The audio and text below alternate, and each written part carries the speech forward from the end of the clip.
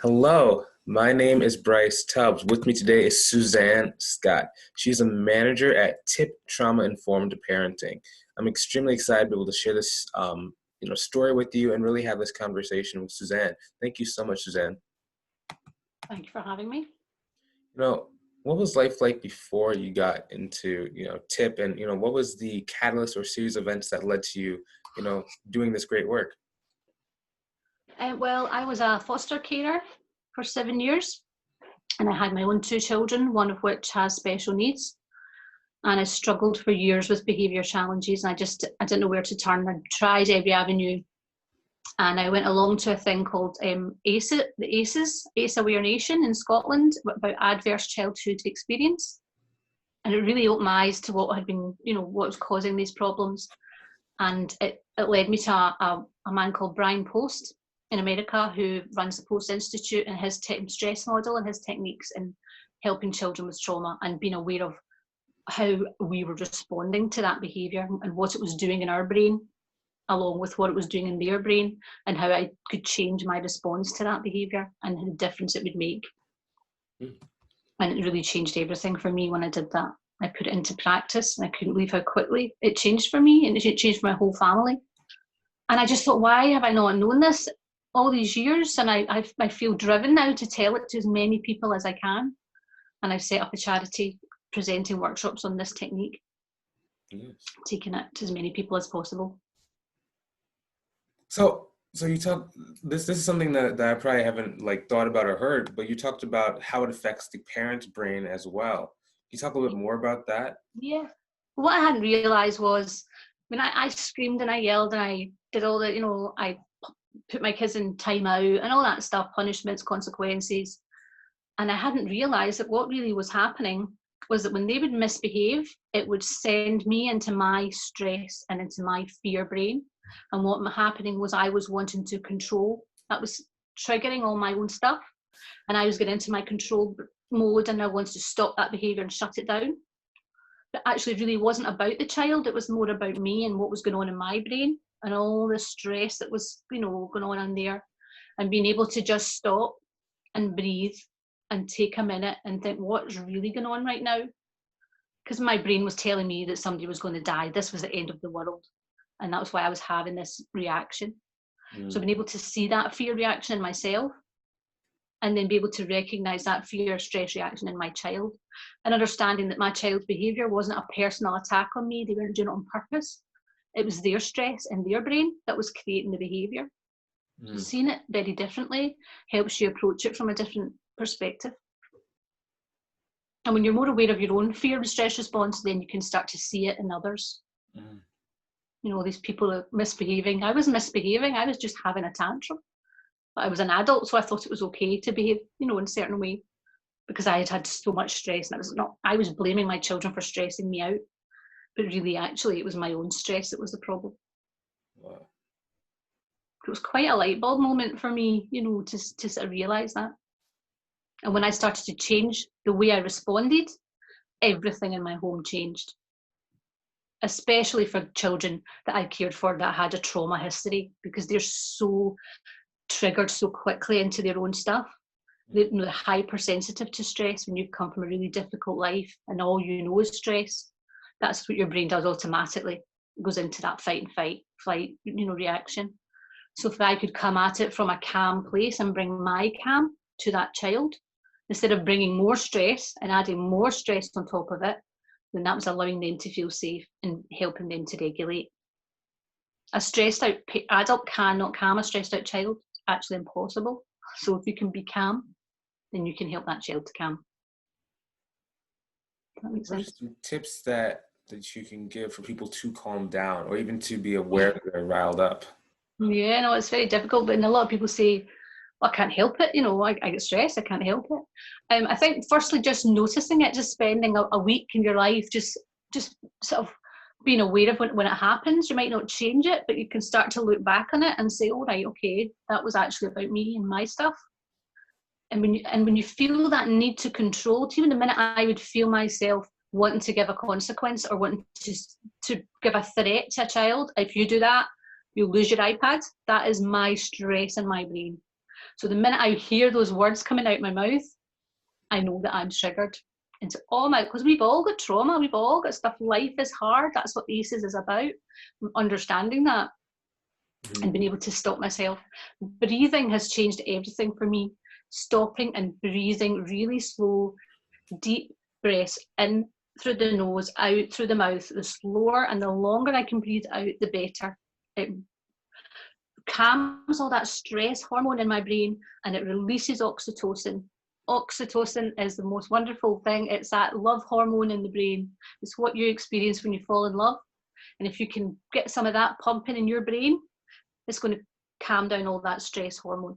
And what happens is when you become stressed, or any of us become stressed, our memory doesn't work. Our short-term memory doesn't work. Our brain shuts down. Our thinking becomes distorted. We start to obsess about the future. We don't think clearly. We're not in the moment. So that's what's happening in our brain when we're stressed. So how can we think clearly and make conscious decisions? That front part of your brain is shut down. So it's taking some breaths, letting your brain come back online before you do anything else has really changed things for me. You know, that knee-jerk reaction I used to have, and I just responded without thinking. It's made a big difference. Now, let's say that someone is stressed all the time. So not even, maybe one reason why they get so much more stressed out is because they're already in such a heightened stress mode. Do you have any tips for how to just be calm, like most of the day outside of? Well, again, I say it's all about, I would start my day, I do at least 3 to 10 slow deep breaths the minute you get up out of bed. So you're going to reduce your stress, because we often have stress at night. We're having bad dreams. If you're really stressed out all the time, you're living in that high level of stress in your brain. So breathing, first thing I would do it regularly. What to do is, don't wait till you're stressed out to do the breathing. Do it before that. Because if you wait till you're stressed out, you won't remember to do it because your brain's shut down.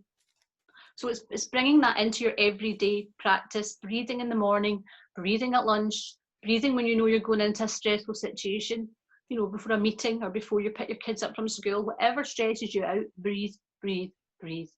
Keep doing it. But also anything that releases oxytocin in your brain, anything like just go for a walk around the block, things that make you feel happy, seeing friends, being near loved ones, skin to skin contact, touch, eye contact, all these things release oxytocin in the brain. So anything that can release oxytocin and make you feel happy, make you feel good, what makes you feel good. Spending time with people. Connection is one of the most important things. A relationship is what makes people feel safe. So yourself, if you're really stressed out, something happens in your life, you go on your phone, your partner or your friend or your parent or whoever it makes you feel safe, whoever you can talk to, and that's releasing oxytocin in your brain. So the more that you can do anything that will release oxytocin, the calmer you're going to feel. And breathing is releasing oxytocin. So doing all these things, I talk a lot about that. Yoga is wonderful, meditation, because it's all about breathing, all about being calm. But you have to feel safe to feel calm. So you need people, connection and relationship, and is so important. Just kind of switching gears, talking about vision. I think we talked about this before, but what is the vision for as far out into the future as you like to go? Well, for my charity. Yeah, well, I set this up just over a year ago. I started to have this idea that I would start this charity and get this out to as many people as I could. And I've already, gone further than I have ever imagined. I'm blown away by the amount of people that are coming to my workshops. It's actually too many. I'm actually getting quite overwhelmed sometimes by the amount of people signing up. I think I've got one coming up next week, and there's at least 150 people to 200 people that have been messaging me for the code to join it, and I'm actually at the point where I'm kind of, this is a bit much. But I'd love to, especially with the lockdown. It made it hard because I was doing workshops to people in real life people rather than online, and it was starting to get momentum. It was just starting to go. I'd love to be eventually working with in schools and working with parents, not just people that live and work with kids with trauma, just normal everyday families. This can make such a difference. It's all about generational trauma as well, you know, the things that we've learned from the generations before and what we've carried through that we don't necessarily need anymore. All these techniques like, you know, consequences and timeouts and the world's changed, but the parenting hasn't really changed. And I think these techniques make a big difference. And the good thing is when you use these techniques, it's not breaking the relationship. We know now that relationship is so important.